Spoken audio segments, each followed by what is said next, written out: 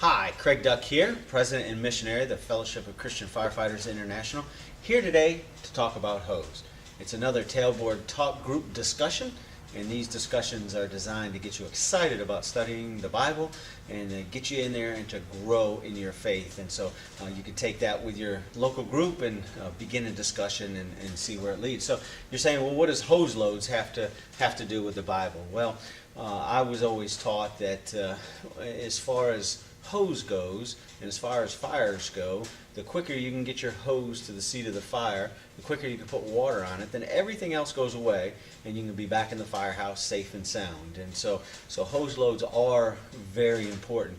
You know, since the very beginning of firefighting, they've been around, except for the bucket brigade, you know, but after that, then hose came into prominence, and hose comes in different styles, different types, and has different abilities on the fire ground. How we load our hose is also diverse, is different. So you have flat loads, you have accordion loads. I remember the horseshoe load was prominent back in the early 80s, and scorpion load is one of the new kind, and Cleveland load, some of those. But Minuteman is what I wanted to talk about today. I remember I was working at Engine 10 in Washington, D.C. when some of the young guys were trying to introduce the Minuteman, and all the old timers like, that'll never work, we're going to stick with the horseshoe. But as we started using it, then we noticed that it was quicker to deploy, and we could get to the seat of the fire much faster than with any of the other loads. And so we started using the Minuteman, and it's just simply one person can do it. You put the one load on the shoulder, dump the other on the ground, and then once the load on the ground gets taut or tight, then it starts paying off from the top of your shoulder, and so there's very few times is it going to get tangled up or caught on anything. And so we started using that, and so it's important that companies take pride in their hose loads, make sure they're loaded properly, make sure they're going to come out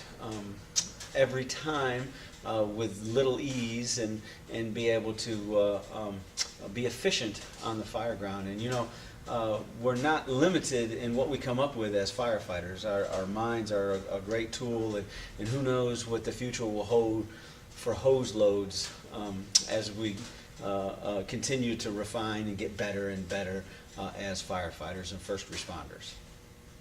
God has given every believer in Jesus Christ one spiritual gift, at least one spiritual gift.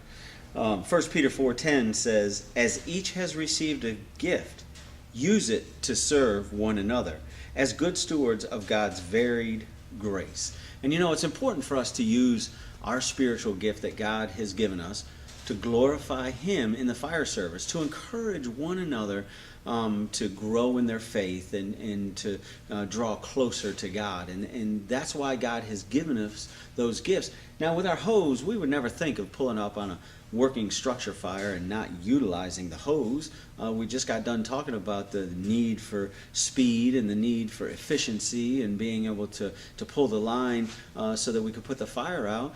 So we would never even contemplate leaving the hose on the fire truck.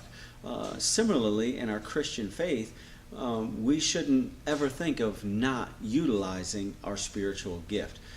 Yet so many Christian firefighters and first responders choose to leave those gifts at home when they go to their station, and they don't encourage other people with that gift. They try to separate or box out, compartmentalize their faith. You know, so if we're in church on Sunday, we'll talk about that. Or if we're on our days off or not around the firehouse, we'll use those gifts. But once we get to the station, you know, we want to fit in and we want to be like everybody else. We don't want to make waves, and so maybe we don't use that gift. But I would encourage you as a Christian firefighter and first responder that you choose to obey God, use that gift that He has given in the station that God has called you to, so that others around you may have hope or may learn of the hope that is within you, and how to have a right relationship with God through Jesus Christ. And so I would challenge you on that today, and I would challenge you in your groups to be able to just get together and discuss this topic and see how you can better do that, and in that time encourage one another. We appreciate you watching our videos. We hope that you get something out of each and every one of them.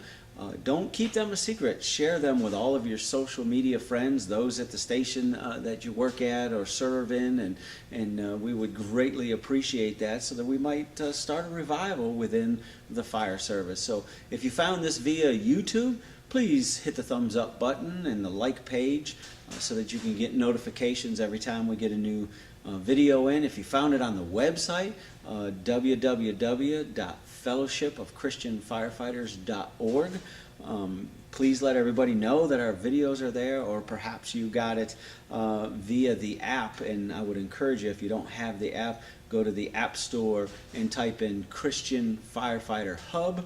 We have daily devotions and articles and Bible studies on there to help you grow in your faith. So, hey, let us know if you like it.